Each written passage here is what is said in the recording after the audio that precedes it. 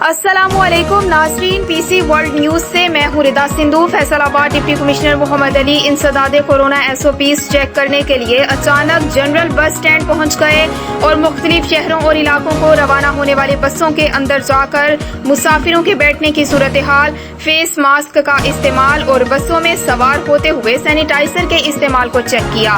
उन्होंने कहा कि फेस मास्क के बगैर कोई मुसाफिर बस में सवार नहीं होना चाहिए। पब्लिक ट्रांसपोर्ट अड्डों में इंसदादे कोरोना इंतजामात को मजीद जामे बनाने की ताकीद की। असिस्टेंट कमिश्नर्स और सेक्रेटरी RTA से कहा कि वो वक्फे से अड्डों का दौरा करके इकदाम चेक करें, जबकि शाहरात पर मुसाफिर बसों को रुकवा कर भी SOPs चेक किए जाएं और खिलाफ वर्जी पर एक्शन से गुरेज न किया जाए। डिप्टी कमिश्नर ने शहरियों से अपील की कि वो कोरोना वायरस की सूरत हाल के पेश नजर घरों तक महदूद रहें ताकि वायरस के फैलाव को रोका जा सके।